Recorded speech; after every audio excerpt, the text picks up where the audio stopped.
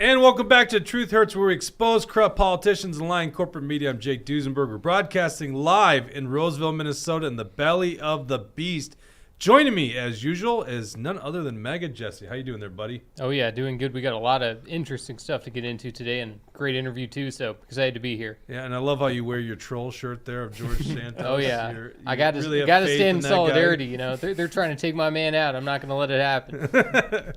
Joining us today also is congressional candidate Steve Boyd. Just met you for the first time. How you doing? I'm doing great. I'm glad to be here. Thanks for having me in. I can't wait to get into our interview with you because you're challenging a Republican establishment favorite in Minnesota, Michelle Fischbach, in the primary in 2024. Right. So, yeah, we'll get into that subject. Reading your comments at home is the lovely Bridget. How you doing, Bridget? I'm doing fabulous and ready to read comments. Tucker, good afternoon, everyone. There you go. Well, Tucker's here like 10 minutes ago. Yeah, well, he knows on Tuesdays you're here, so that's why he's in early. Yeah, I don't know about that. If you want to be a part of our program, for sure, you can interrupt this program anytime by clicking the Rumble Rant, and we'll read your Rumble Rant live.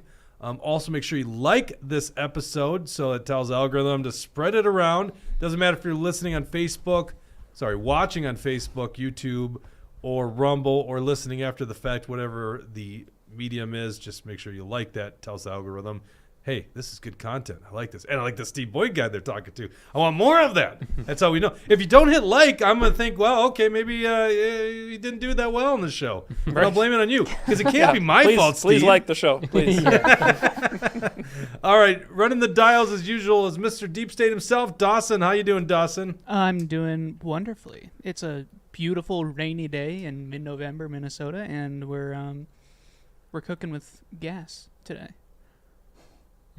Okay, there we go. See, whatever, I don't care. Yeah, whatever comes to the top of his head, I guess, today, huh? That was weird. No, I'm just kidding. You didn't get to that Alex Jones review, right? The game? Not yet. Okay. Once we know that people are excited to see it, then I will do a playthrough of the Alex Jones game. Yeah, we're going to play the what do you call it, the preview of it or whatever, the video he did, the promotion. It's good stuff. We're also going to talk about Twitter, Elon Musk going after Media Matters. This is a really interesting topic if you haven't heard that one. The Argentina elections. Is this guy a libertarian dream or is he a fraud? We'll get into that a little bit with Mega Jesse. Green energy costs going up for you here in Minnesota because they're going to build this new power line that runs from the solar and wind fields down in southern Minnesota all the way up to the retiring Sherco coal plant, and you're going to be on the hook for that. I may or may not talk about how pissed off I am about property taxes going up. I might. Maybe that's Rumble Rant. Okay? So anyhow, big things to cover. But first of all, Steve, I found out you were challenging Michelle Fischbach in CD7. Okay? So basically, if people don't know where Congressional District 7 is in Minnesota, you go to the top northern quadrant of the state, and you basically go all the way down the western side of Minnesota, and that's Congressional District 7. It's the largest, I think, by landmass. It's got to be the largest. I mean, 8 is pretty big, too, but isn't 7? I think it's the biggest, yeah. Yeah, it covers a lot. And by the way, very diverse, too. You're covering, like, southern farmlands to northern woods, so, like, pretty dang diverse when it comes to a congressional district. And I drive a 3/4-ton gas truck, so I think I might have to find some different transportation for this. I thought that was very politically correct how you didn't tell us if it was a Ford, Dodge, or a Chevy. It's a GMC. No, no problem there. Okay, I'm a Ford guy now. I don't know what to think of this guy. Here's the problem I see in Washington, D.C. We have politicians who, I don't even want to give them the due and say that they just don't have the foresight. I think they're bought and paid for people. I think basically they're marching to the beat of someone else's drum. They are leading us into catastrophic debt, which is being financed by higher interest rates now. And to solve these problems, they literally turn to the Federal Reserve to print money. They aren't following the Constitution, and they're engaging us in new foreign entanglements. That's the problem I see in Washington, D.C., and I see a very bleak future. Am I off on that? No. Am I seeing this the same way you are seeing it? Tell me. Yeah, absolutely. I mean, like you said, you've strayed so far away from the Constitution. The only explanation to me can be is that they're working for the people that put them there. We were just talking about that it's the special interest money. It's the big dollar donors that got them there, and that's who they are beholden to, right? Not the people. So there's no excuse. There's no reason why we can't hold the line on budget. When we see the issue we have, $33.5 trillion. Do we even comprehend what trillion means? Oh, we were having that discussion on the show. We were like, we keep talking about this problem. Can you comprehend what that $1 trillion means? Like, no. There's those things where they say you stack it up and you go to the moon and back and stuff like that, but you can't see that, right? So I broke it down into seconds because I was having trouble comprehending it. In like 1 million seconds, or 33.5 trillion, or 33.5 million seconds is a year. 33.5 trillion seconds is over a million years. Oh, wow. That puts it into perspective. And that's what we're in debt, $100,000 per person.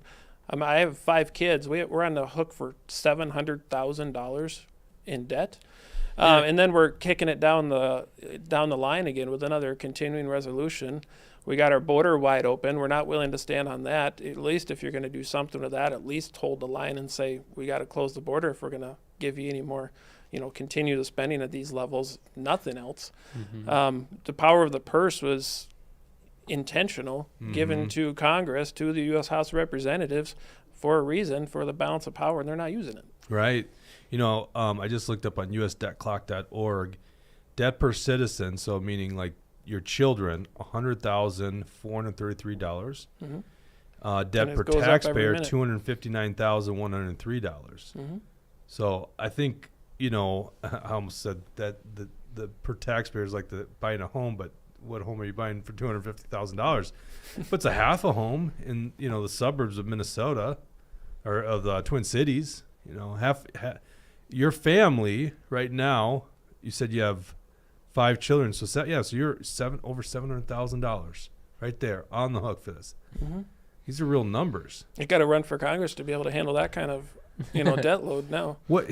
Yeah. Apparently, you can do very well in the stock market. Yeah, apparently, yeah. That's what I hear. There's a website called Unusual Whales. Have you ever heard of this? No. Oh, it's good. Yeah, we just tweeted out. You can go check out our Twitter or X, whatever the heck it is called. You know what I'm talking about, Twitter. And this is Unusual Whales. We just retweeted Jackson Harvey's tweet. Breaking: Senator Tina Smith bought $200,000 in, and it's got the ticker symbol. Artivion Inc. and Tactile Systems. Since buying it, the Tactile System is up 19%, and Arvidian is up 5%. Senator sits on the health committees, a direct conflict. Both get government contracts, which she manages and earmarks. And that's what Unusual Whales is. Great Twitter handle. They kind of expose these huge conflicts of interest. It's like the Pelosi's, everyone knows, are like beating Warren Buffett and everyone else's returns in the stock market. It's like, well, gee, I wonder how that's happening. Right. For $180,000 salary, which basically you're poor in Washington, D.C. It's why a lot of those guys live in their office. AOC, she can't handle the 2 houses on that salary. She needed more, she said. Yeah. Well, but it's a bad salary on D.C. I'm not joking. D.C.'s right, insane. Yeah. It's like these guys are getting wealthy in other ways. It's not their salary, right? So what is wrong with you that makes you think you'd want to do something like that? Like, literally, it's the swamp. You want to go out to the swamp? I didn't say I wanted to, Jake. But you know what? I got 5 kids, and this is unsustainable. You can't keep going like this. Number one, even if you look away from just the budget aspect of it, the lack of liberty that we even have, the complete degradation of the principles that we were founded on, the track we're going on, they're not going to have in America that I grew up in, and even what I grew up in was starting to trend towards this, right? So we have a responsibility as citizens to do something about it. And if no one else is going to step up, can I win? I don't know. But you have to step in and say, look, we'll do something. I'm not going to look at my kids in the eye and say, well, I went on Facebook and I commented and I shared things, No, if I feel like I have the ability to go do something about it, I have to do it. And, it's going to take people that don't necessarily want to be there and don't care if they get sent home as long as they're standing on their principles and fighting for something that's worth it, and not just another political ploy, another piece of legislation that maybe we like better, but it's still unconstitutional. It's still taking us down the same track that we're going. So, our show's called Truth Hurts. And by the way, if you guys have questions, go ahead and put in the comment section and we'll ask them. Our show's called The Truth Hurts. I'm just going to tell you the truth, right? Mm-hmm. I've dealt with a lot of candidates. I'm listening, I'm watching you. I don't see bullshit in what you're saying. I'm just being frank here. Mm-hmm. Like you seem very genuine what you're saying right now. Yeah. And that was a damn good response. It's exactly the way I look at politics. Like, why am I doing this? I've got 3 little boys at home. Mm-hmm. Like my parents. Look at my future, right? Now look at their future. Like, my future seems to be screwed. Their future's really screwed. Mm-hmm. We already talked about Social Security's not going to be there for these kids, right? But they'll be paying for it, So, I gotta. Everyone that watches the show knows the problems I see, right? And a lot of people agree with it. But you said something about we're losing these freedoms, and that's maybe just a platitude, you hear all the time. But if you had to pick maybe the top 2 or 3 freedoms, the biggest threats to freedom that you see and that you can do something as a congressman, what are those? Well, we're giving up our agency to the government in so many ways in exchange for safety, essentially, or comfort. Mm-hmm. So whether it's the overreach of, you could pick any number of the 3-letter or multiple-letter agencies out there. We're just trading off all of those things to try to maintain a lifestyle or maintain not having to be involved. And I don't think we even realize the slow decline that we are going into on those freedoms. I mean, COVID was a great example. It illustrated it for people. It woke some people up, but not nearly enough. We still are operating out of fear so many times. And so just that aspect of duty as a citizen, of our responsibility in it, just abdicating any type of responsibility. And that's whether it's financial freedom, whether it's we talk a lot about Second Amendment, right? Mm-hmm. Mm-hmm. Those are freedoms that are going by the wayside with another little regulation here, another little regulation there. Well, that's an inalienable right given by God. The self-defense shall not be infringed is quite clear, isn't it? Mm-hmm. But I think so. But we give it up because we don't want to take on the fight of having the real conversations about why we have gun violence, and the families. I mean, a lot of our freedom is going by the wayside just by the degradation of family values. Mm-hmm. It's you're not living in freedom when you're, living in paycheck to paycheck, depending on the government, whatever the case may be, because your dad's not in the home or whatever. We're just we're not grasping the American dream. We're not living under that principled approach that we were founded on. Mm-hmm. You obviously are new to politics, but I think you started getting involved when we were chatting earlier, 2020 time frame or something like that. Is that right? Yeah, I mean, I've always been interested. I've always paid attention, even into high school years. Always a history buff, but really started diving into Constitution and our founding principles about 3 years ago. And what spurred that interest all of a sudden? It was funny. I was listening to Charlie Kirk. And he used the term biblical citizenship. And I'm like, well, that's an interesting term. I've never heard that term used. So I just was searching for the term to see, and this class came up from Patriot Academy. I don't know if you're familiar with Rick Green and David Barton and those guys. And so came across this class, biblical citizenship, explains really well as Christians why we're supposed to engage, what those founding principles really are. And that's really the first time I understood the principles behind the Constitution. I read it. I knew how the government was structured. I knew, the balance of powers and this, checks and balances, and that was all great. But until you actually understand the principles behind it and as to why it has to be that way and the moral framework that has to be for self-government, self-responsibility, that led me into just understanding better the principles in the Declaration and Constitution. Was the events that were unfolding around you also making an impact on it? We had a whole lot more time on our hands.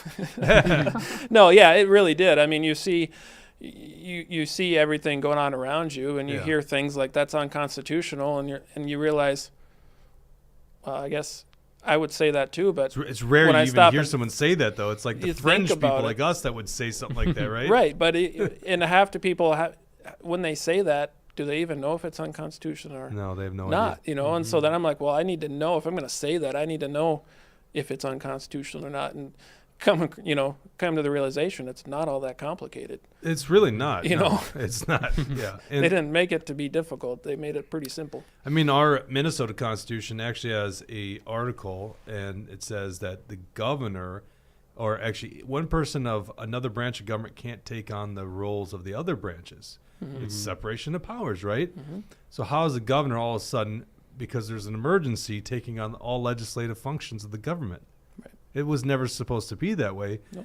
But the judges saw it against us, and it's just like, it's so obvious to us what he's doing is unconstitutional. We got really big during COVID as an organization. We predate COVID, but when COVID happened, right when Governor Walz issued that first executive order saying you got to stay at home or you could spend 90 days in jail, I'm like, there's no ifs, ands, or buts about it. That is wrong. You can't do that. You don't have that right. Even if it's good policy, and at the time, none of us knew. I mean, 15 days to slow the spread made a lot of sense to us back in March 15th of 2020, but we knew you couldn't do that, and it's such an important point because this is a constitutional republic, and you don't get to just choose your powers. You're actually you're confined to what the Constitution gives you. And so if you can just assume powers, and by the way, I also have you ever looked up the definition of dictator? It's really fascinating. Merriam-Webster literally says it's someone with absolute power during an emergency because they've watched the span of time, and it's always an emergency when they use that dictatorial. Famous Rahm Emanuel line, right? There you Remember go. that? Exactly. Yeah. Exactly. So they exploit emergencies for their own power grab. And so it just because there is an emergency doesn't mean the Constitution's irrelevant.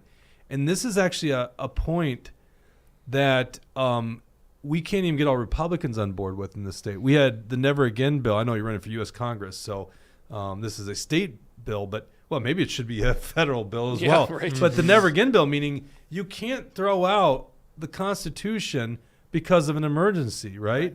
And you know the old people that would challenge us. It's like, yeah, what if an atomic bomb went off in the United States? It's like, no one's turning to government in that case. Yeah, it's like it's the dumbest. Yeah, right. It's like we literally just went through a pandemic that, with a really short amount of time, we kind of knew how to handle. And they blundered it too, by the way. But we kind of knew how to handle it in a short time. If we were paying attention to the data coming out, the science, as they say, we kind of knew how to handle it. Yeah, trust the science.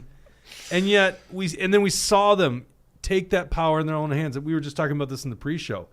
And I think people forget about this. But in Minnesota, Thanksgiving of 2020, Governor Walz decreed you can't even go visit someone outdoors on their property. Did you remember that? Yeah, and my response was, yeah, watch me. Yeah, a lot of us did. Come get me. I don't. Yeah. You're not telling me where I can go on Thanksgiving. Yeah. But I mean, the idea that it's not just in the home, like, you know, it's one thing for you to be locked in a home with people and the airborne disease spread, but it doesn't spread outdoors. We knew that at that point, and they said you can't be on the property. Yeah.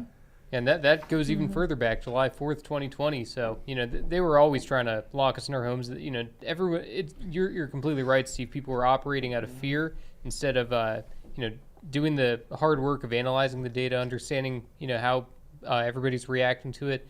And we ultimately have to choose our freedom over fear. And everybody can take their own responsibilities for their own health, but everybody has to be able to live their lives as they choose. Let's. I'm going to go to some comments here. Let's pull this up real quick. Dawson, the line 9. This is a resolution in U.S. Congress. What was the date of this, Jesse? Do you remember? You know, this was July 17th, 2021. Yep. Or June 17th. Yeah, June. Yep. And so basically, what's going on in this resolution, House Resolution 484.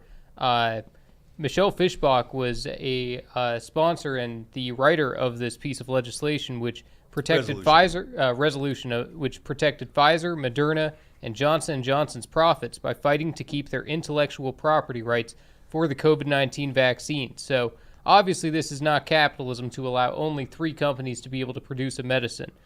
So if you look at that second paragraph there, it says, quote, the most respected and most sought after vaccines in the world due to their exceptional efficacy and safety. So first, Steve, do you agree with that? Do you think that the COVID-19 vaccines were the most respected, most sought after vaccines in the world due to their exceptional efficacy and safety? I do believe that has been disproven since I think so. No, that is ridiculous. I mean, we've seen the efficacy alone, when they told us that you wouldn't get COVID if you took this vaccine, and then they, of course, told the truth about it, but then still made people take it. Mm-hmm. And now we're seeing a lot of questions, not even just efficacy, but safety. Mm-hmm. Some real issues with safety. Hashtag died suddenly didn't happen for no reason. Yeah. So there's a lot of questions there. But see, and you just say that and then we gloss over it, but it's like you got a congresswoman here, but quite frankly, a lot of Congress people, literally saying this is safe. Now, if I'm not while protecting corporate interests, correct, and maybe we should look up how many pharmaceutical lobbyists donate to her campaign. Mm-hmm. But if you're not following shows like this and all the other alternative media out there, you hear a congressperson say something like that. And we know this. We've all seen it. The safe and effective line. Here they are saying it, writing it down. And you go, maybe I should get that vaccine. And you should be able to trust a congressperson when they say that. Yeah. You're supposed to, you should be Yeah, able to. we've gone a long ways. Right. But you shouldn't ever just take someone's word for something. You should research things on your own. 100%. But you should be able to believe that someone, at least I hope, is saying it earnestly, even if it's wrong. Yeah, and in 2021, you can find the tweets where Michelle Fischbach is out there calling it safe and effective. She is the one using the establishment talking point words of safe and effective to describe these vaccines. That's what all the Democrats were doing. That's what all the RINOs were doing. Well, people will say, oh, well, that's just, that was back then, right? Like, we all made mistakes, which, by the way, I don't know what mistakes we've made. I'd love for someone to call out, like, some error we made. Yeah. Like the 55,000 Facebook group that was taken down on internet that we managed, and our Facebook page, 15,000 people, just taken away overnight. Like, I'd love to go back and see if there was anything that we said wrong on there, because I don't think there was. But I admit it if we were. I don't excuse them for this, because they are literally a person of power. And last I checked, not a doctor, not a scientist.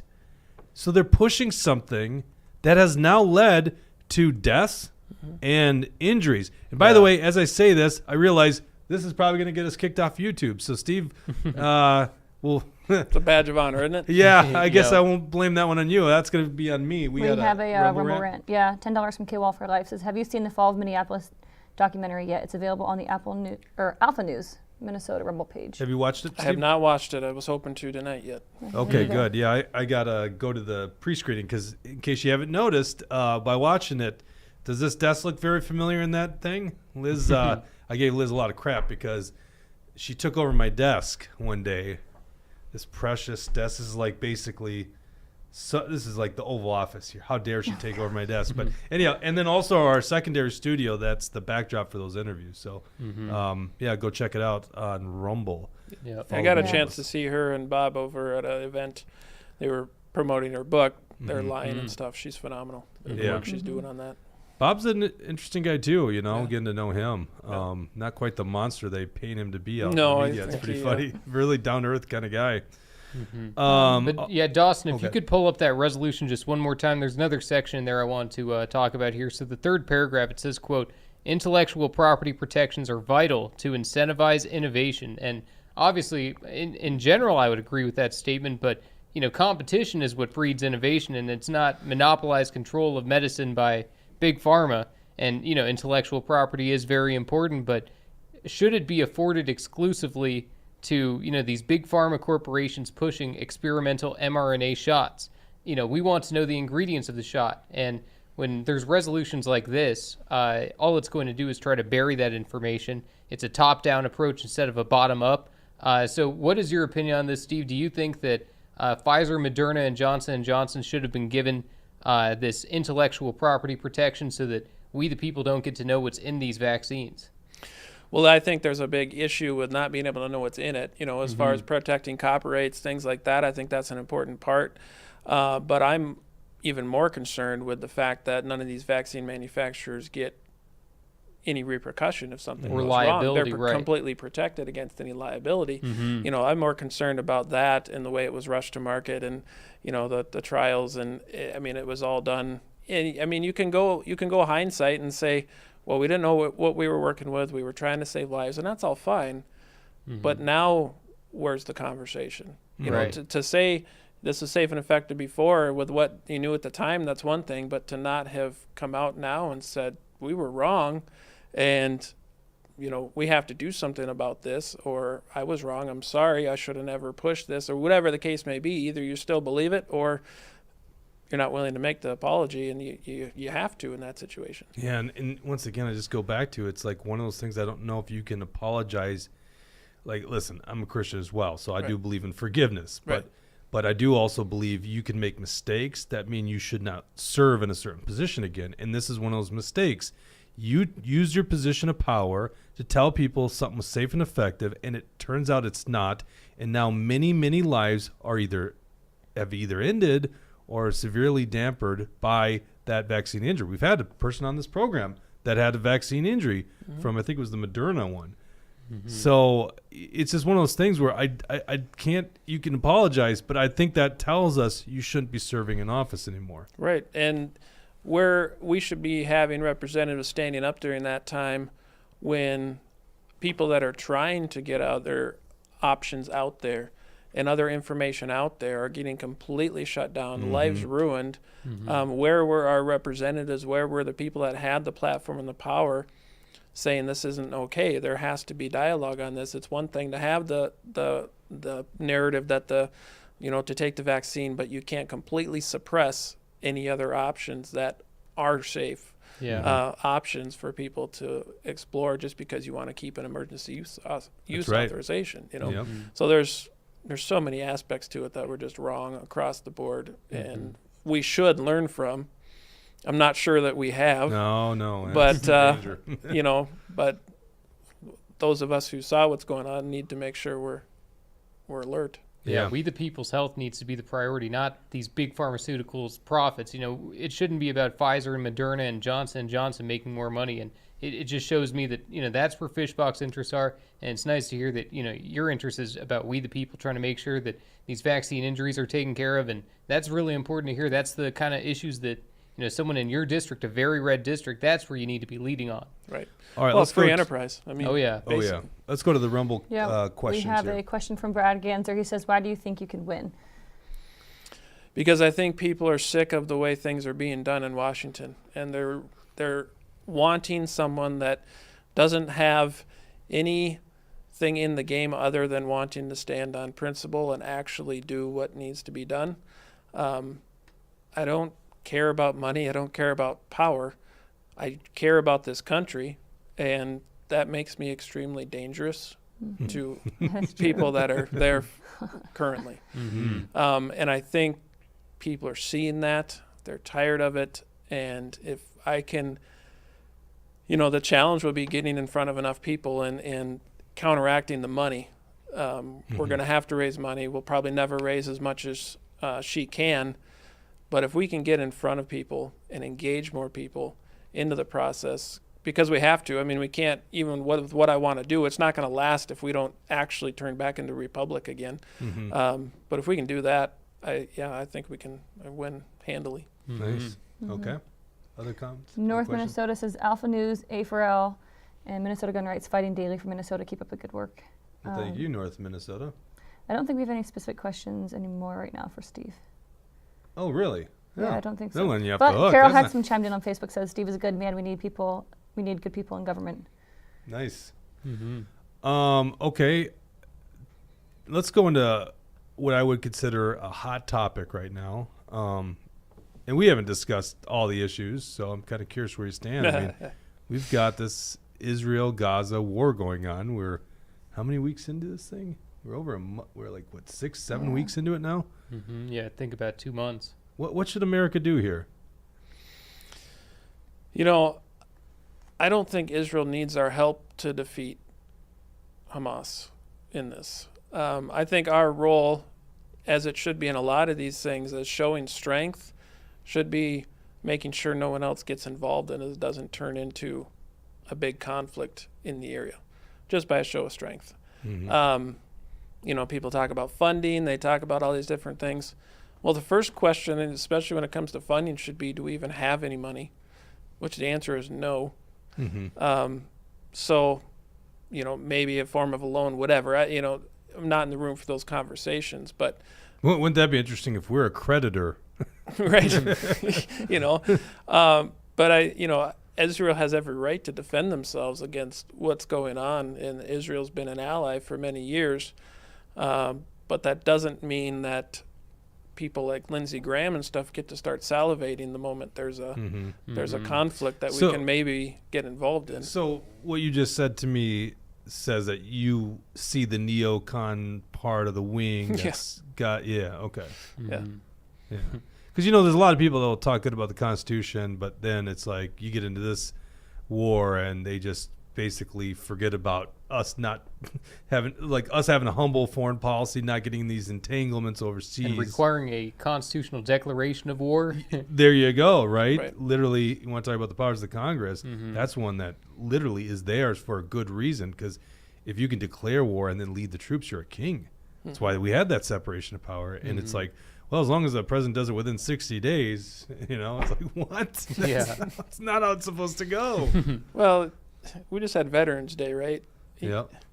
You can't go into a room and see those guys and see the young people that are there now and then just flippantly be involved in conflicts all over the place. These are our boys, our girls that are involved, and again, that doesn't mean you don't support Israel, the Israeli people.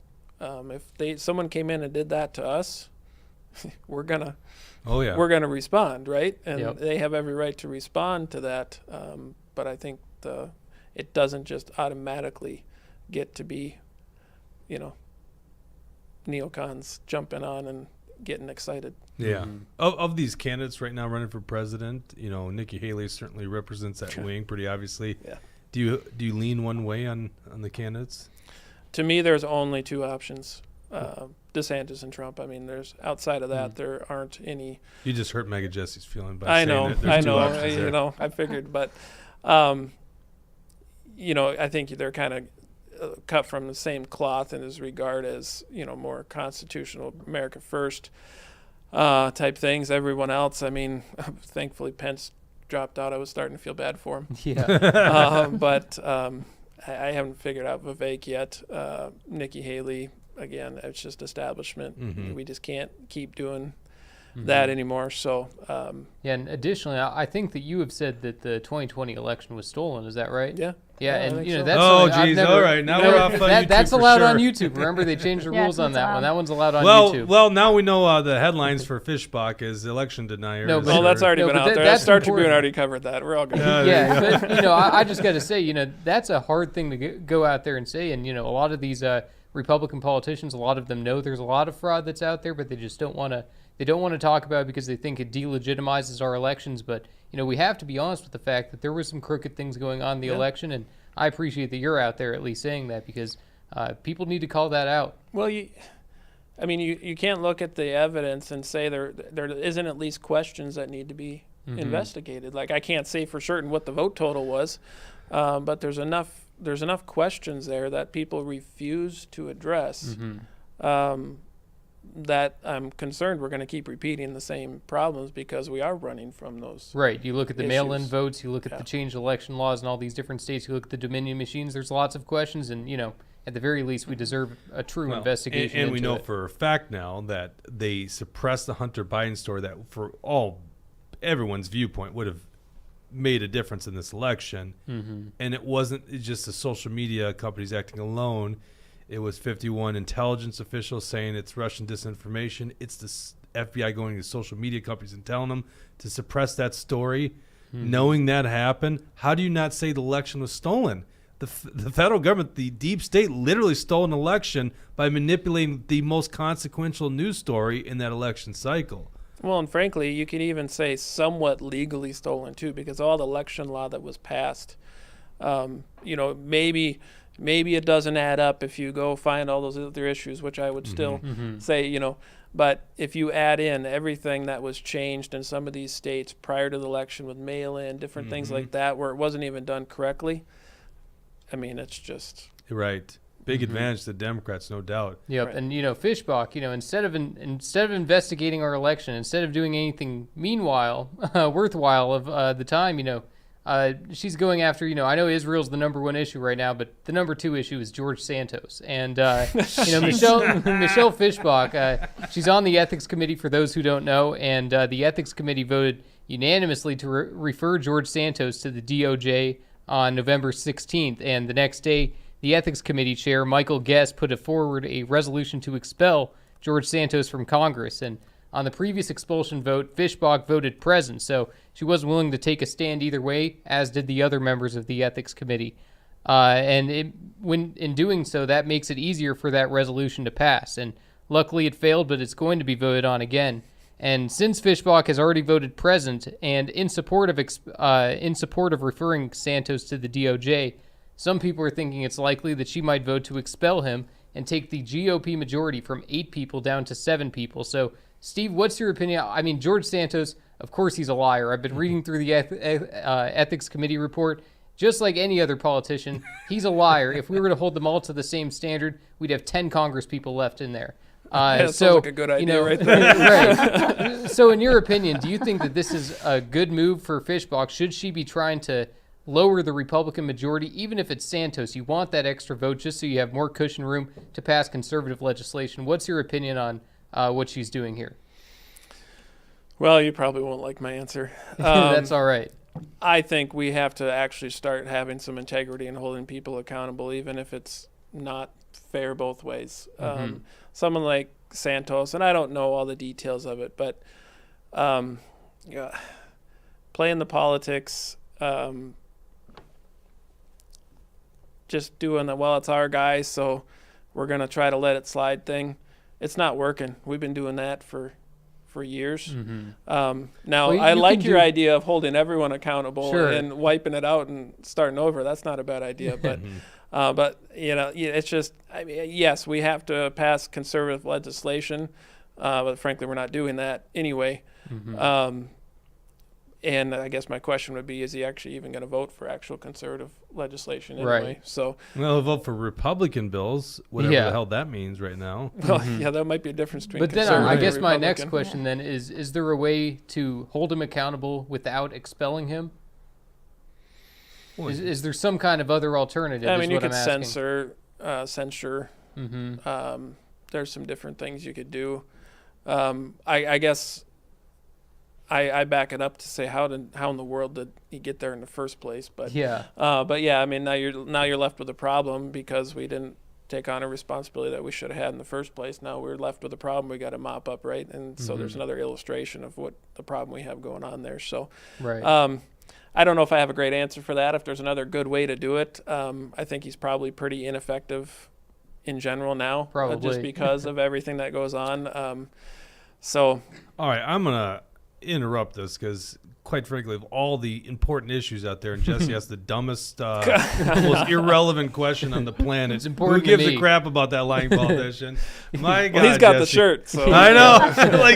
It's like, yeah, I should be expelled, but at the same point, it's like, really, should we get in the position of expelling? Isn't that what voters are for? It's just like, wow. Yeah. Meanwhile, we're $33 trillion in Yep. debt. And yeah, no, I'm with you. We were talking before the show. It's like, how do people like Santos, how do people like Fetterman get in there? There you go. It's the I bigger just like question right Santos there. for the sake of entertainment. So I'm completely with you. the That, AOC wasn't enough for you, huh? right. Well, But you said I'm completely with you. We need to hold them all accountable. We need the same standard of justice, and almost all these politicians are crooks. You said something about what conservative bills. Let's play this. This is Chip Roy on the House floor just the other day. I found this very interesting, asking what are we getting done as conservatives, as Republicans here in the U.S. Congress? One thing. I want my Republican colleagues to give me one thing, one, that I can go campaign on and say we did. One. Anybody sitting in the complex, if you want to come down to the floor and come explain to me one material, meaningful, significant thing the Republican majority has done, one thing. All right, so what is that one thing? Can you name it, Steve? Nope. They're in power. I mean, granted, it's a slim majority, but it's a majority. What is the one thing? Still hold the power of the purse. They hold the power of the purse. What is it? Is there not a one thing? Yeah, not really. Okay, there you go. That's why you're running for office, I guess, right? If you answer that question, that was a gotcha question. Because if you answer it, then the people are like, well, they did achieve this. But I don't know. We observe this. We follow it. Oh, well, we finally got hearings into the background of this stuff. It's like, what? It's resulted in nothing. Another We can't even investigation impeach Biden. They impeached Trump twice. We can't impeach Biden, China Biden. Like, look at what this guy's done. Everyone knows this guy has been paid to play his whole entire career. It's out there for us all to see. That we've had, it's not fake news. We've had the Hunter Biden laptop since, 2019? That's been out there. We know the crimes of this family. And we can't even get this guy impeached. Not even impeached by a Republican-controlled Congress. Like, I was just thinking, and we'll get into the story here about Twitter and Media Matters. For those that don't know, Media Matters created a fake story about Twitter basically placing ads by neo-Nazi accounts. And Apple and IBM and some of the bigwigs just left the platform, took tons of ad dollars away from Twitter. Turns out it's not a true story at all. And Tim Pool tweeted out, "Don't be surprised when you see the government was behind this." Yeah. And I was thinking, he's probably right. And then so what? Mm-hmm. Because we know they were behind Twitter removing the Hunter Biden laptop story. We know the White House was behind groups like us being shadow banned and then eventually removed from the internet for telling the truth about COVID. And what the hell's been done about it? Nothing. Not a single thing.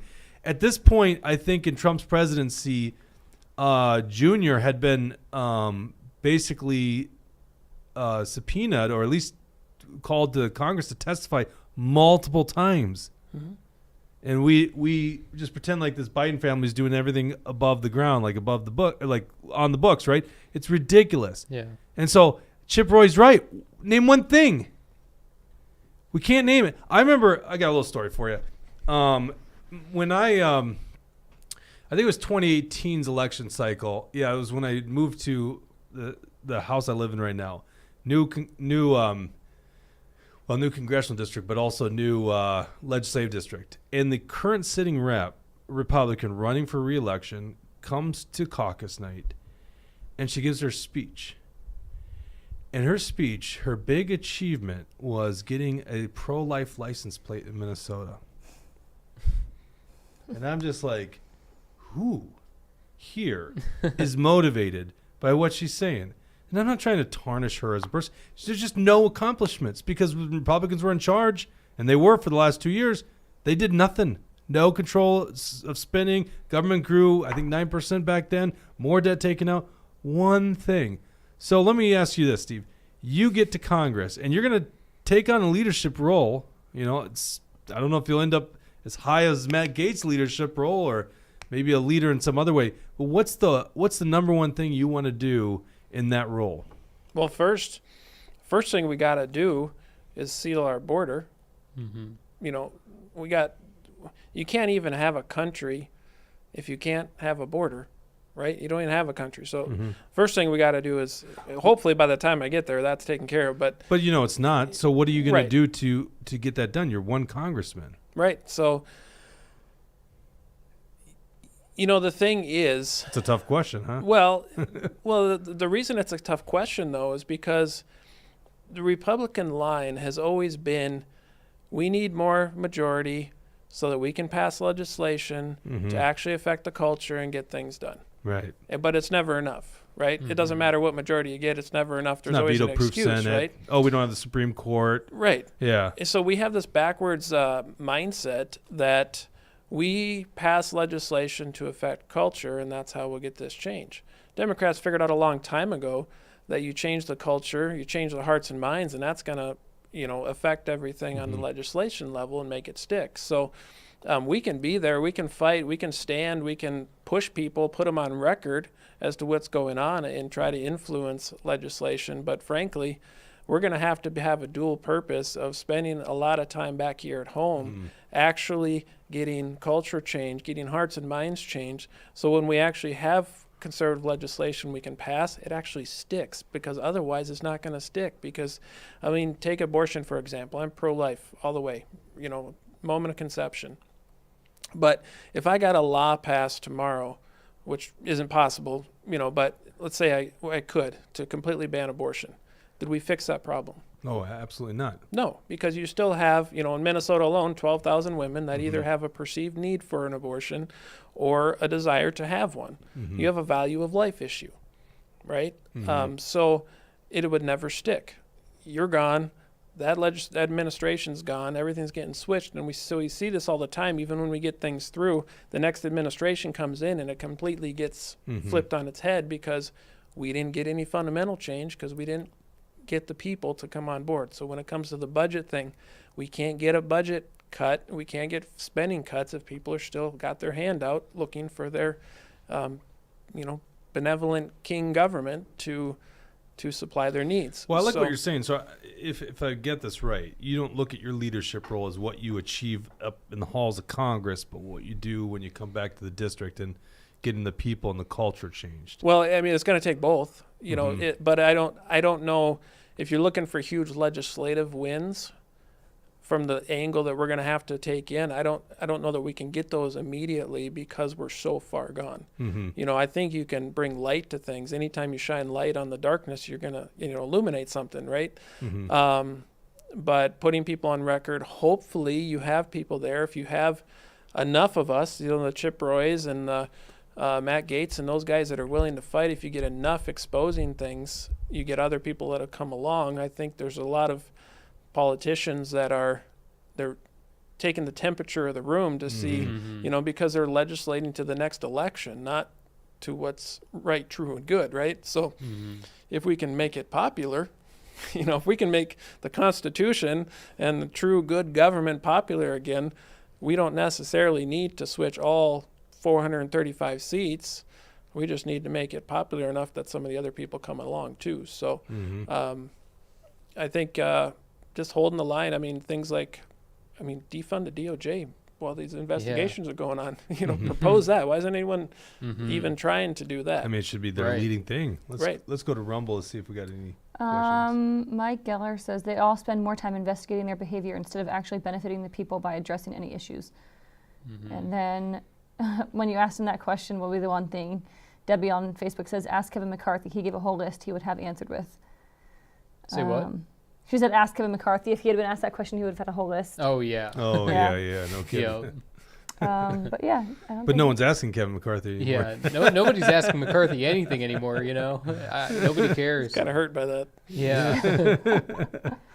How would you have, let's say you were a congressman in January, what would you have done during the speaker battle in January? And then let's fast forward. Answer that, and then let's fast forward to the more recent one. Yeah, so that's so the one in January.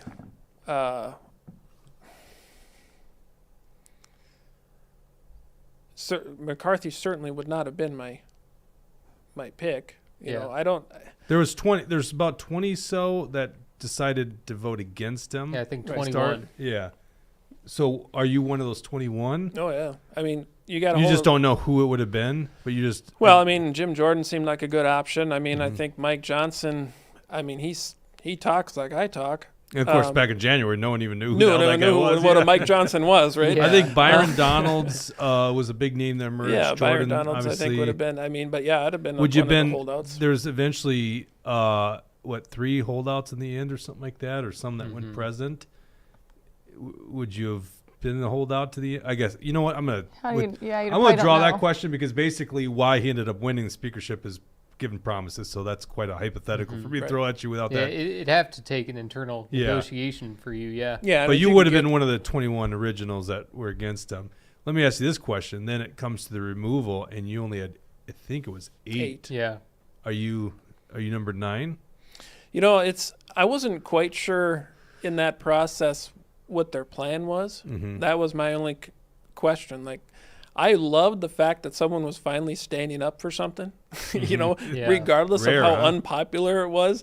So I'm like, that alone might have been like, yeah, sure, I'm with you, because that Chip Roy had actually a really interesting take on that, and I probably could have been convinced with his plan, but I'm glad Gates did that, because did you watch proceedings at all during that We vote to remove? Yeah, we literally did live commentary on it. Did you ever see that level of emotion, anger, and fight out of our Congress that they showed to save McCarthy over any of these other things we're facing? I mean, we Yeah. loved how what was his name from North Carolina slammed that gavel down all pissed because they just removed the speaker. And who was it that was crying over it? I can't remember. There was Well, one I of them don't know. that was Yeah. crying over it. But Was it Emmer? No, okay. I mean, that was pretty illuminating to me, how there's actually fight there.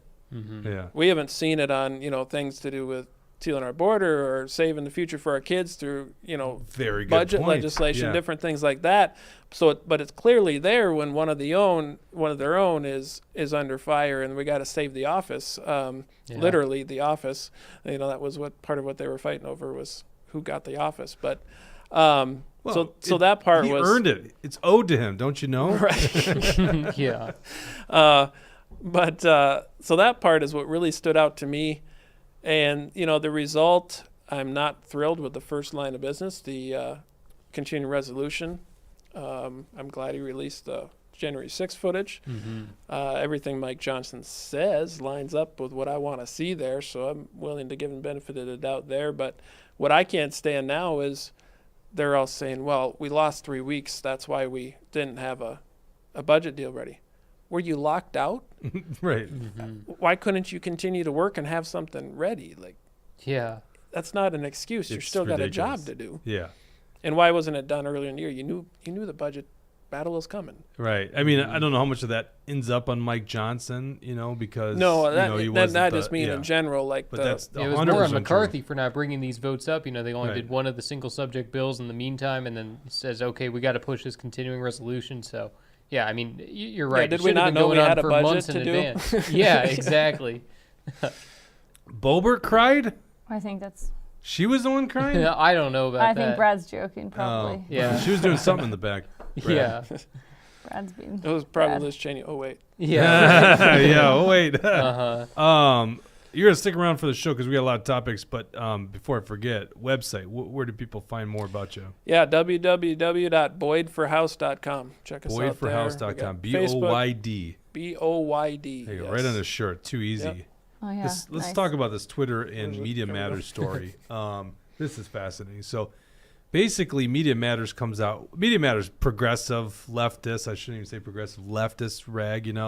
Basically, it's a nonprofit charitable thing. You get tax deductible money goes to it, and to basically correct the ills of the right wing media. That's basically how they put it. Why don't you? I don't see the on our sheet. Nope. I must have forgot to put the story. Let me quickly add this here, Dawson. It's I a wanna- hang. What's that? It's a hang. It is a hang. That's right. Anytime the show doesn't go perfectly, We do our show prep on the show during the they show. throw this at me because our format is a hang, so it's more casual. So Throw it right back in your face. throw it every right time. back in my face. Even I've seen Tucker and some of the other people in the comment section throw that back in my face. We got the best audience on the planet. I love these guys. They're awesome. K-Wall and T-Wall, my favorites. They'll all be hanging out at a Christmas event, by the way, on December 7th at the Mermaid in Mounds View. Good times. All right, so this is Media Matters. Okay, I mean, you could just see on their website which way they lean. Scroll down here. They did this story right up there, that the red with Elon Musk. They did this story as Musk endorses anti-Semitic conspiracy theory. By the way, a lot of people are saying he's just doing this anti-Semitic tropes on Twitter. It's ridiculous. It's just more headlines. They definitely. Here's my theory. They want to take down Twitter right now, or X. They want to hurt Elon because the important elections coming out, and they don't control all social media anymore. You know what? Like, if you look at 2020, what's the big difference between 2020 and every other election? The left controlled media. And not only left controlled media, now we know the government's controlled the leftist media. And it's not happening anymore. So if you're wondering and puzzled why Elon Musk is being attacked like this, as he's some anti-Semite, which is a ridiculous statement, it's because they can't have Twitter. I mean, Joe Biden's losing in Michigan. Joe Biden's losing with 18 to 34-year-old demographic. They're freaking out right now. And so they're like, oh, my God, we don't own one of the social media platforms. And it's not just the fact that Twitter is powerful, because there's still other powerful social media platforms. It's that if you go so far to the left, all the Facebook people go, but Twitter is at least keeping it honest. So now they have to compete. And so it's ruining their big plan. Mm-hmm. So this is why they're attacking Elon Musk. So what they do, and they use Media Matters as their hit piece. Go back to that article, Dawson. They have this X has, I want to read that headline real quick. X has been replacing ads for Apple, Bravo, IBM, Oracle, and Xfinity next to pro-Nazi content. So they're basically showing... It's such a crazy allegation. Like that means that Twitter was going out finding pro-Nazi content, specifically placing ads beneath it. You know, it's like, it makes no sense. Well, it does make sense, Jesse. Elon Musk, anti-Semite, takes his company and places ads. That's why they make the connection. Look, it's the headline. It's so ridiculous. I think it is ridiculous. I think it's even stupider than that, because like it's all algorithms, right? They're just putting ads all over the site. So. Yeah, right. Well, the truth is not too far from that. So let's the scroll down. algorithm's anti-Semitic. Scroll down here. Scroll down, and you'll see the examples that they use. Now, mind you, this isn't just some news story that's irrelevant, guys. Major companies, Disney, Xfinity, IBM, they pulled ads. Apple, they pulled ads off the platform. We would assume this is millions of dollars in a week and a revenue hit to Twitter or X or whatever the hell we're calling it these days, right? By placing these ads. Here's a story, and this is what we're finding out. And Elon Musk is now suing, and we have the attorneys general of Texas and Missouri looking into potentially criminal fraud by Media Matters. They just announced this today, launching these investigations, because what happened is it turns out Media Matters employee created a Twitter account, followed only a neo-Nazi and maybe one other person. So the neo-Nazi's on their feed, and they just refresh until an ad for some of these big guys gets turned up. Mm-hmm. And all of a sudden now we have our story, which clearly in a civil case, Twitter can show huge damages, right? Mm-hmm. And it looks like it could be a lawsuit that will literally destroy Media Matters. Good, right? Because they're anti-free speech, obviously. And the other question, and I think I talked about this, Tim Pool estimates that possibly the government was also behind this. And I can't wait to see the discovery phase of this lawsuit. Now, this might happen a long time down the future, unfortunately, but it's pretty interesting case here of people trying to manipulate little fake news about Elon Musk, and it happens to just not be true at all. Mm-hmm. So I don't remember where I was going to go with this topic. I had a hook on this one at the end. Where the hell was I going on that one? I don't know. Elon Musk, free speech. I know. It's just Trump's a hang, right? Win. And it's a battle Elon will take, too. Yeah, right. Question for Steve. You want me to read it? Oh, go ahead. Someone on Facebook, Tammy Berry, says, I'm late to this. If you have already talked about it, then forgive me. With CD7 Chair Craig Bishop and Otter Tail County's BPOU Chair Ben Anderson being paid employees with the Fischbach District Office, how would this ever be considered a fair election? Ben is Fischbach's District Director. They should do the right thing and resign as chairs. It's a very good question. You want to respond to that, Steve? You know, I don't know Ben. I know Craig. I don't know how you can fairly oversee an endorsement process while working for someone. I wouldn't allow anyone working for me to do that. Mm-hmm. I trust I've talked to some people that have talked to Craig, and I trust that Craig will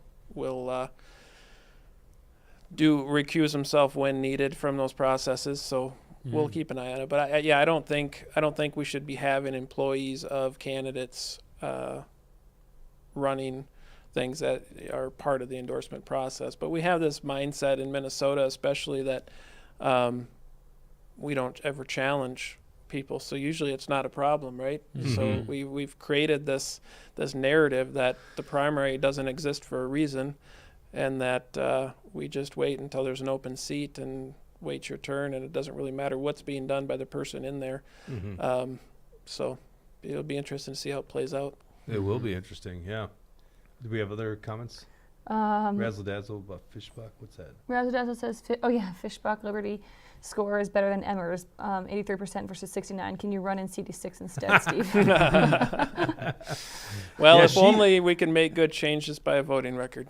Yeah. Well, I'd like to see what true. that voting scorecard is, because, any voting scorecard can, not include certain votes. It could not include certain bills. It could, misinterpret bills. It could say that there's a good bill when it's actually a bad bill. And, everything's a lot more complicated than that. So, I would look at that 83% with a grain of salt. Yeah, I mean, once again, I think she's in a very safe, well, so is Emmer, but Emmer's part of the leadership team. So the thing that I know about Fischbach, when you look at our scorecard, she was voting for all the big omnibus bills, which, by the way, if you want to follow the Constitution, Article 4, Section 17 says all bills are single subject, and clearly they're not. So, sorry, not Article 4, Article 17, whatever. I forgot which one it was. But anyhow, there's a very important, Section 17, whatever. There's a very important part about how that all bills must be single subject. So, we see often when you get into leadership positions how different. By the way, if the Fischbach people come at you about how we should all be on board, the primary is not the place or something like that, it was Michelle Fischbach that joined Tim Pawlenty's primary challenge of the endorsed candidate Jeff Johnson in 2018. Interesting. Yeah, a lot of us forget that. She's got an interesting career because she was a president of the Senate.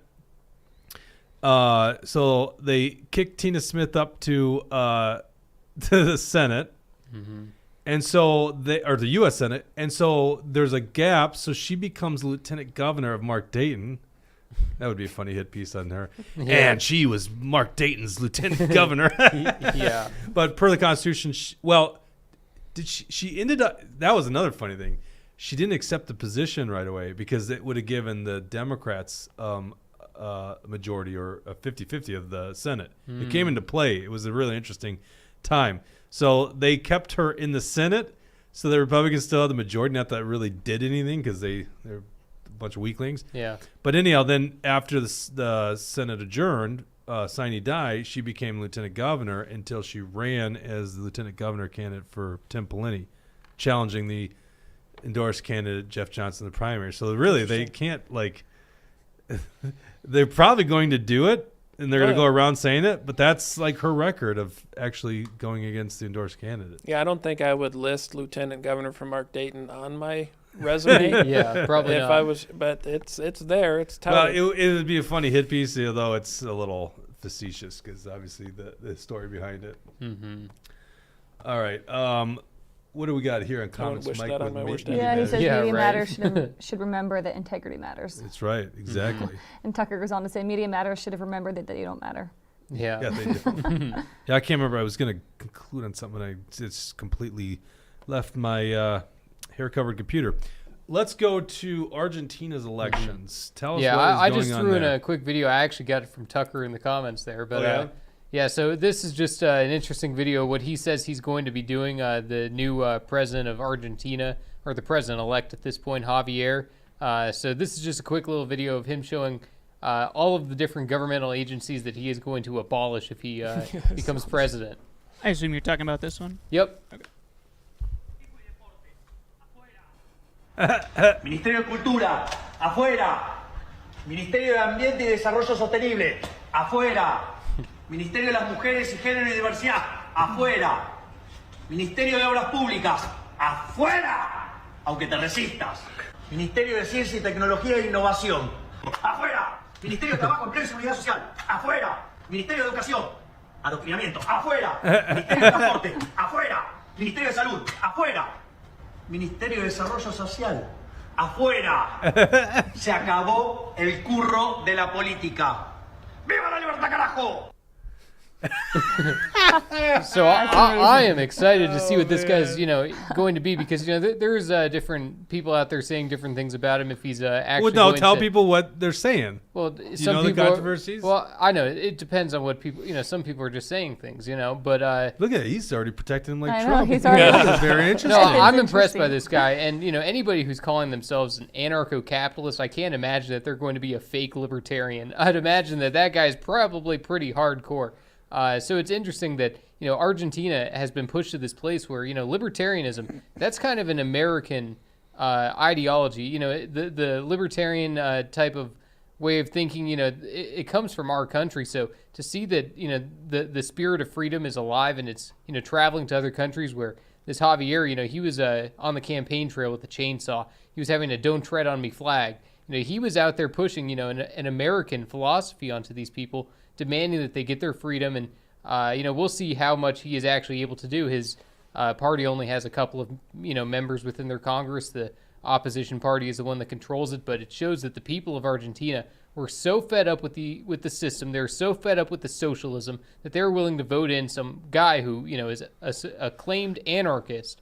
And I hope that he really does a great job of bringing capitalism back into Argentina. I hope he does a good job limiting the size and scope of government. And he's right that, look at all those departments of government. A lot of them don't belong there, especially the Department of Education. He was right to point out that's indoctrination. We're seeing that in our schools. Who knows what it's like in Argentina?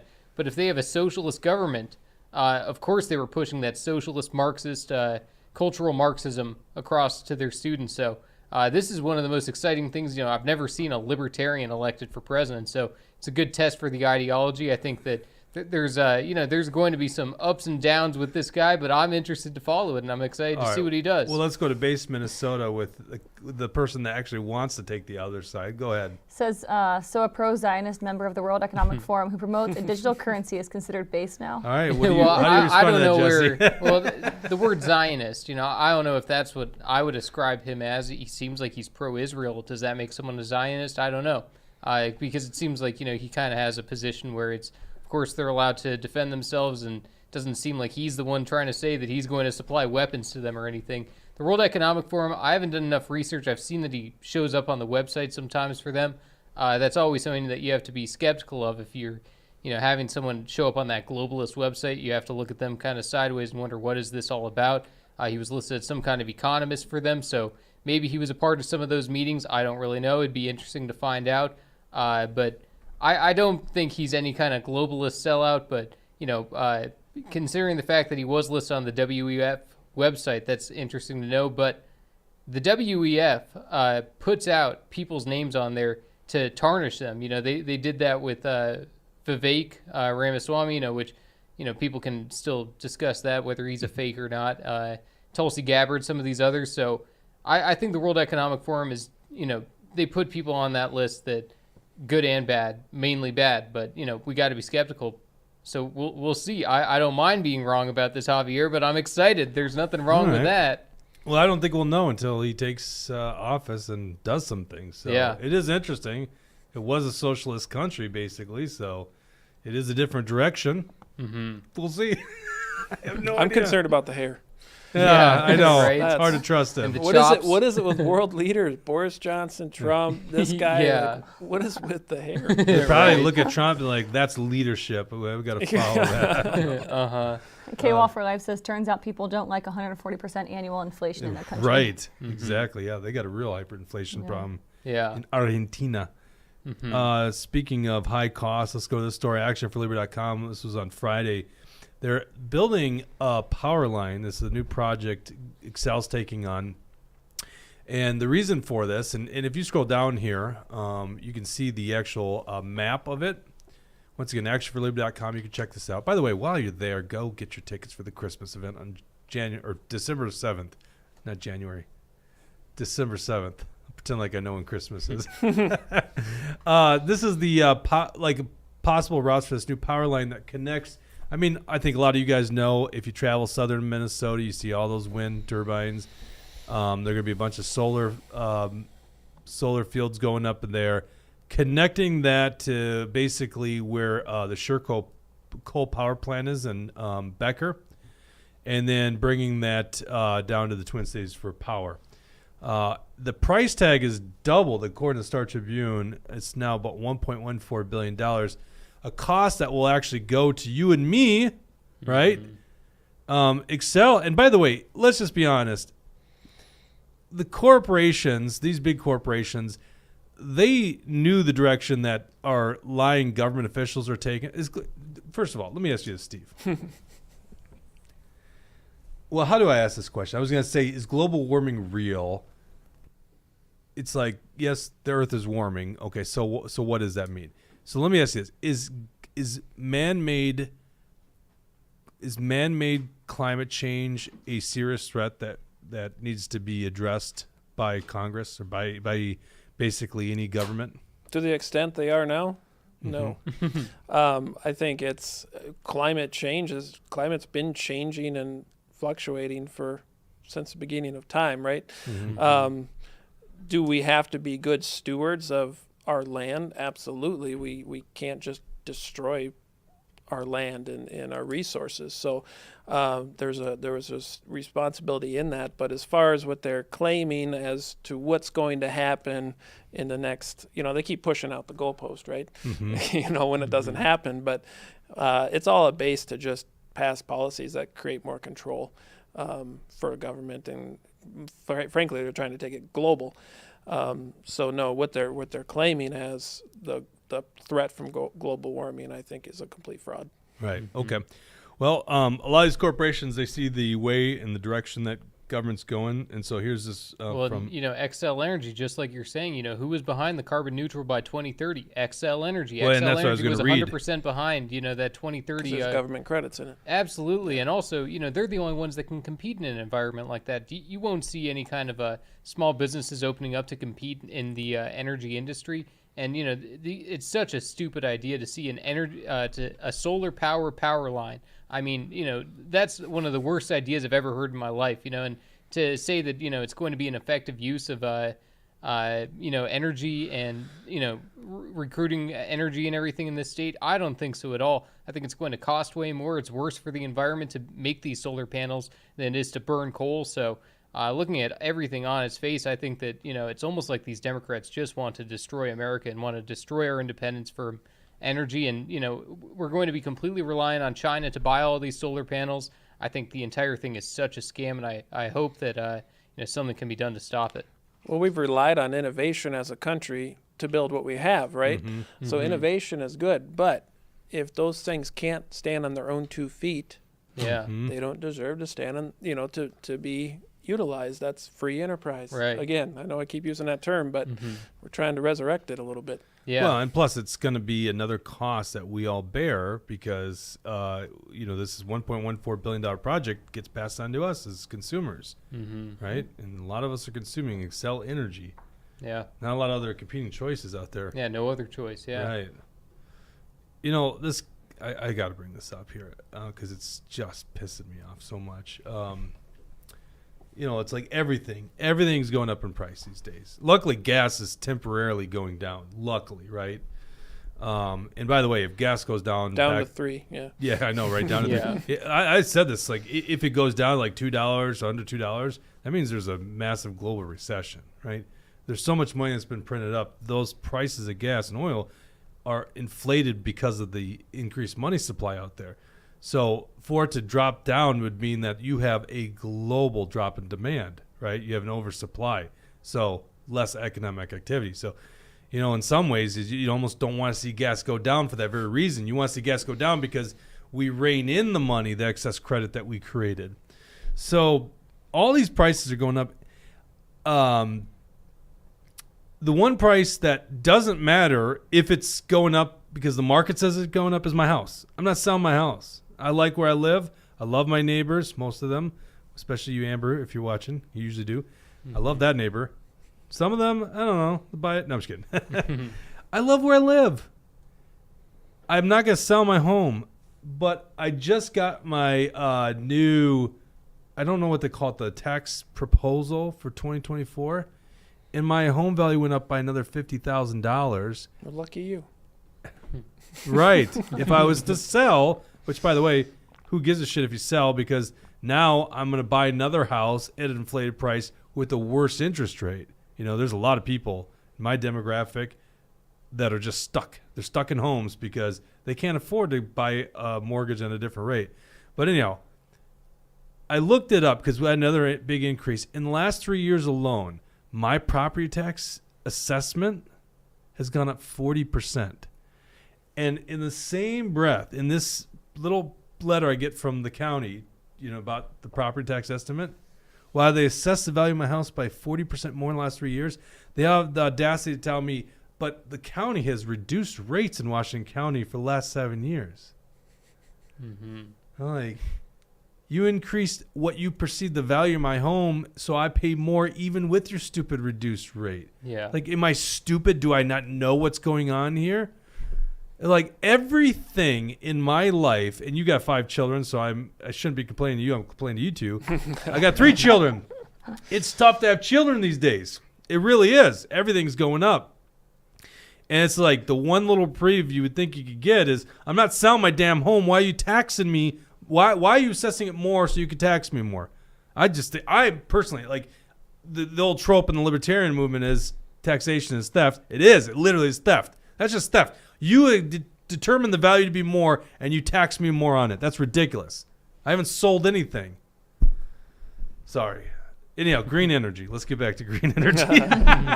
It's like everything. It's ridiculous how pricey.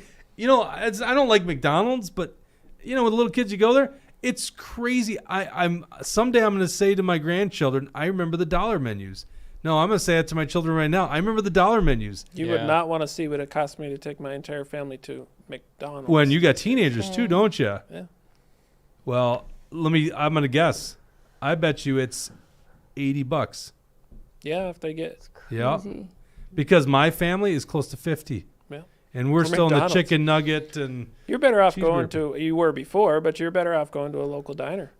Yeah, Mm-hmm. yeah. You because can actually eat You can eat for yeah. less. It's better food. You support local. Right. Yeah, that's what we do. But we Yeah. always do the McDonald's. You go to the cabinet or something like that. You want to get something quick, and it's like we're just packing now. Like we just pack our own sandwiches and stuff. Mm-hmm. This is what we should have always done, but it's just $50 basically to feed my family, the little kids. Yeah, I can only imagine teenagers. Yeah. Base Minnesota says the biggest scam of my life is paying taxes on the money we make, paying taxes on money we spend, and taxes on the things we own that we already paid taxes on with already taxed money.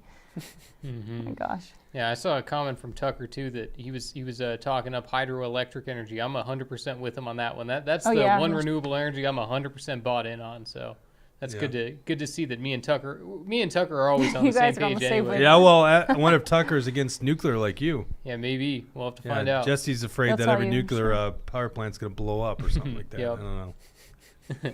What do you think about nuclear, Steve? I'm going to be honest. Energy portion is not my area of expertise. It seems to be clean. I haven't seen issues with it being safe. I certainly prefer it over solar and wind and all these other ones we're trying that we're subsidizing. So, anything that is efficient and we can transfer well, I'm in favor of it, and is domestic. Mm-hmm. Yeah, good to hear. The domestic part's a big one. Oh yeah.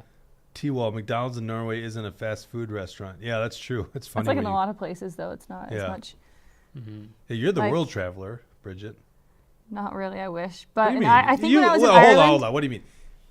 In just this year alone, Well, two that is Ireland this trips, year. Israel. that's just here. She's the one that started the Middle East conflict, by the way. Oh, yeah, I landed. Well, I'm just looking at the storyline here. You went Oh, to it was in then- Israel, actually, that I was in Israel, and they were like, the McDonald's burgers were ridiculous. It was like 20-something. Yeah, it was like, that's like a special outing if you're going to McDonald's in Israel. I was like, wow, Interesting. interesting, yeah. France. What's Tucker says? France. I don't know. Wasn't there riots in France? Is that what he's talking Wait, about? That was a while ago, You've though. been Israel and Ireland. Where else have you been this year? I thought you've been somewhere else. I Kansas, that's right. It felt like. Well, I went in March. I went to several countries, but There you go. Oh yeah. Europe trip, right? yeah. See, I knew I wasn't smoking dope, even though it's legal now. What are your thoughts on that? Really? Yeah. Well, I don't right think here. it's increasing productivity, and we need an increase in productivity. We'll put that way. That's true. Well, seriously, like, here's a real issue I see. Marijuana becomes legal in many states, Minnesota most recently, and you see the ATF put out a statement. I don't know if you know this. If you smoke marijuana, fully legal in Minnesota, you cannot purchase a firearm, because during the background check, they say you have to ask about controlled substance, and it's still a narcotic under federal law. Mm-hmm. So basically, and this is actually Hunter Biden, right? This is the case, is that he was on cocaine, or was a user of cocaine, and falsely on his background check when he purchased a firearm said that he wasn't using controlled substances. But no one here is defending Hunter Biden, but I would imagine this does come into play a lot of people's lives. And there's the old trope that show me the man, I'll show you the crime. People that'll smoke marijuana in Minnesota but also want to possess a firearm. Not saying they're doing this simultaneous, Right. but it's not about simultaneous. It's that you've even used the substance, and they could go to prison for this. What are your thoughts on this? Is this something you would change?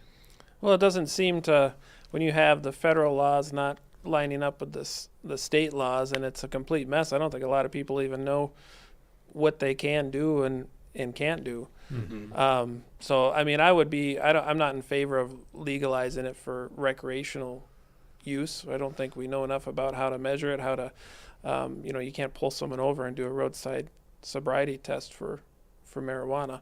Mm-hmm. The state just bought tests for that.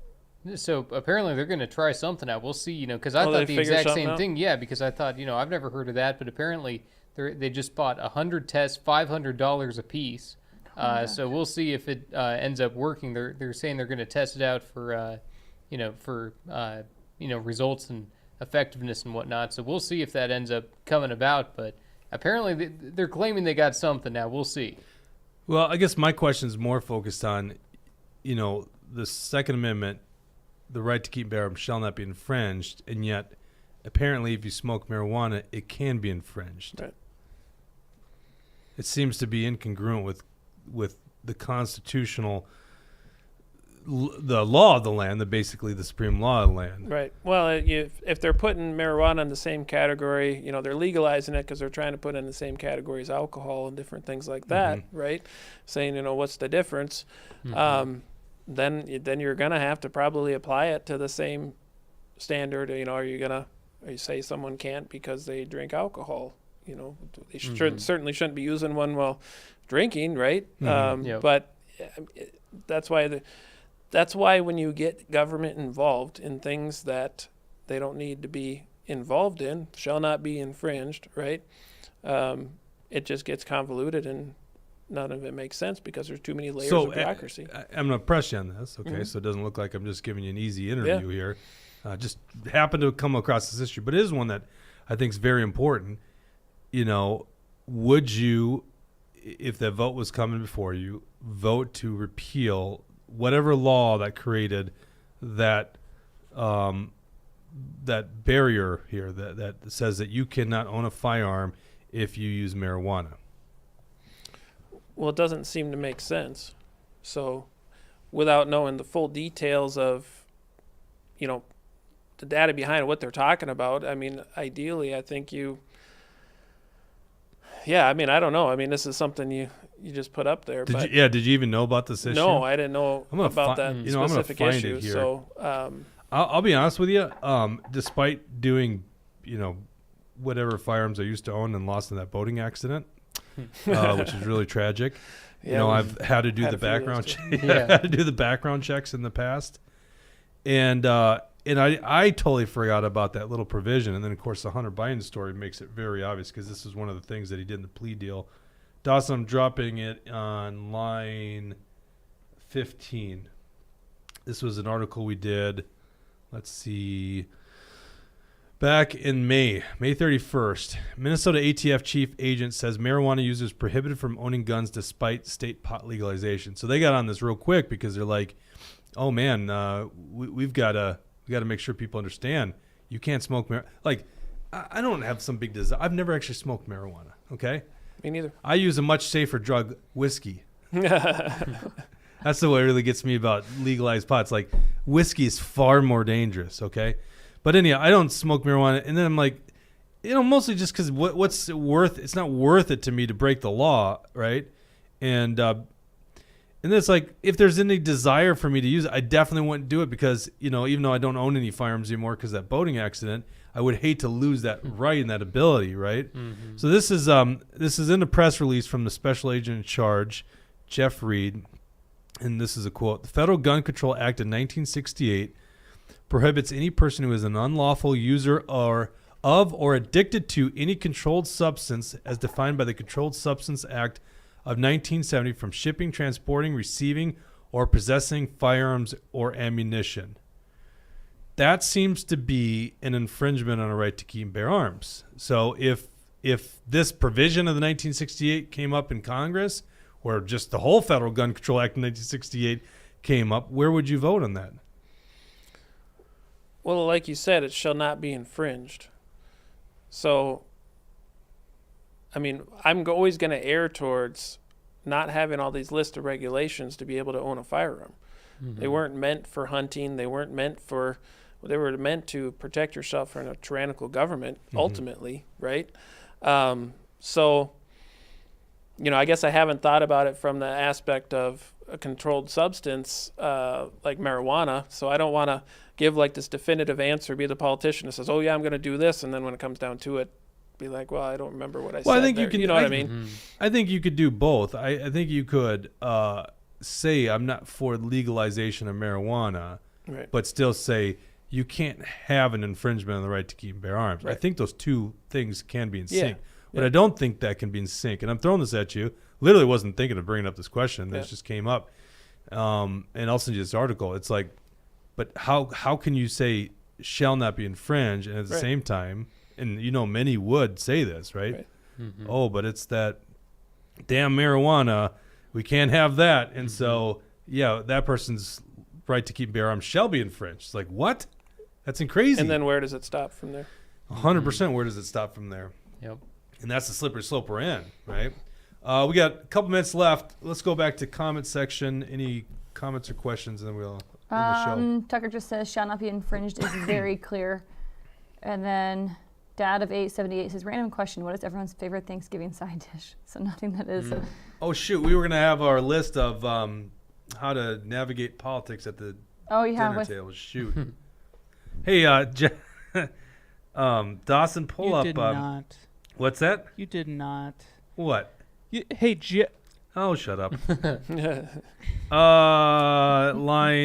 Let's see, line 16. This is a good meme. You gotta check this out, Steve. This is what you should do at the dinner table here for Thanksgiving. Is on our Twitter page. Please, no politics at Thanksgiving this year. She's got a tray full of VHSs that say January 6th. Oh, I'll tell you what. I go to the in-laws, so politics will not be brought up. I'll put it that way. If I went back to my parents' house, which I was for the deer opener in Wisconsin, we'd talk politics, and we'd find the 0.5% where we disagree and really dig deep on those issues. That's the way to do it at the family get-togethers. Yeah, and people think my family's crazy, but we talk politics. We could be screaming and all that kind of stuff, and it's dinner time. We'll just, it's like nothing. It's like, who cares that we had the political argument? Some families, that's just crazy that we would do something like that. Yeah. And those families are 90% of Minnesota families. Because I'm not originally from Minnesota. When I came back to Minnesota, I was born here, but it's like, that was really weird to talk politics at the dinner table. I was like, I don't know. I think I'm used to it. Yeah. Let's go on this, unless we have one. Do we have any other comments What's the favorite side dish, Jake? Oh, favorite side dish? Yeah. Oh, let's go around. Go ahead, Jesse. Favorite side dish? Wild rice casserole. All right. Ooh, Steve? Stuffing all the way. Yeah. Yeah, I mean, it's a toss-up between stuffing and green bean casserole. They're both so You good. could not possibly like green bean casserole. I absolutely love You it. don't I think like it's it? amazing. It's so good. Really? Just got green beans in it. Oh, it's so good. It's the best way to do green beans. I'll grant you that. It's true. Oh, we have stuffing that's got like breakfast sausage in it, and I think wild rice too. So yeah, that's the way to go. The stuffing with sausage, no doubt. We'll end on this. Alex Jones has got a video game. We have to talk about this. Mine is gravy. Sorry, Dawson. Do you mean Jesse? No. So sorry about that. Gravy's not a side though. That's just It is when I'm eating it during Thanksgiving. Well, you just have a pool and you like drink it like it's soup. Yeah. It's not on the side. It I covers probably can't do that this year. Oh, Tucker. Oh no. Tucker did a Rumble rant. I think this is his first one, right? For the A4L Turkey and Beer Fund. Oh, that'd be Thanks, fun. Tucker. Tucker's done Rumble rants in the past. In fact, I think pretty much Oops. all his Rumble Sorry, rants Tucker. are for the beer fund. Really? Okay. Yeah. Sorry, So I should interesting. remove the bus of We've it. got a big beer fund apparently. Well, we need to do a night show again to drink beers. You know, it's the only time we do that. All right, let's end on this. Alex Jones got a video game out. Have you seen this? No. You know who Alex Jones is, Oh, right? yeah. Oh, yeah. Okay. It's called the NWO Wars, New World Order Wars. And this is about the sweetest thing I've seen on the internet. You can pick it up. It's generally $20.24, but it's on sale right now for $17.76 for America. That's You know, this is the thing about Alex Jones. Say what you will about the guy. He's got a damn sense of humor. He's actually pretty damn funny. This is the best trailer on the internet, other than Napoleon, which that movie comes out tonight, which I'd love to see. Watch this trailer. And Super Mario Brothers, and Pac-Man, Donkey Kong, and Super Mario Brothers. And now the ultimate retro nostalgia throwback game. I present to the world Alex Jones's New World Order Wars. They're turning the friggin' frogs game. I'll eat your ass, you Nazi scum. Let's free the Patriots and defeat the globalist techniques. We are going to defeat the globalists very bigly. This game is mostly peaceful.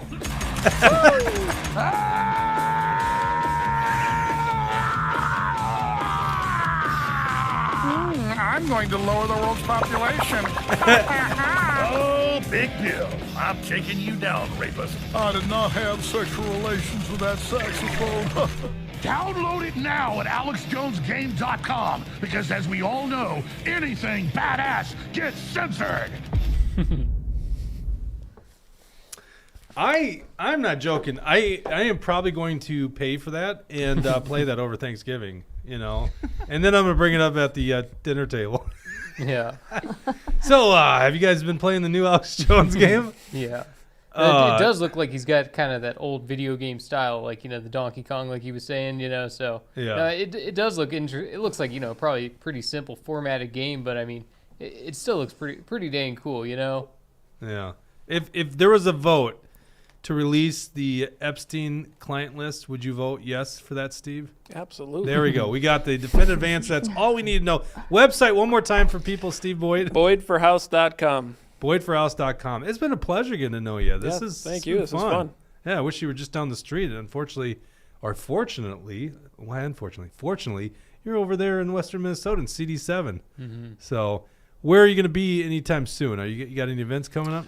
We're just getting out, trying to hit all the county BPOU meetings. So we're going to be all over the state in the next few weeks, hopefully hitting many of them before Christmas, a few of them in January before the caucuses, but getting in before that, really trying to engage more people into the caucus process, more people in, we shouldn't have empty seats in the caucuses, right? So doing that, we got an event in Hancock, Minnesota on the 9th, and adding to the calendar every day. Cool. Awesome. Nice. Well, good to know you. Thank you guys for tuning in today. We won't be back on Thursday. Enjoy those Thanksgiving dinner conversations. We'll be back in this chair on Tuesday unless something really important happens like World War III, and then we'll do a special broadcast.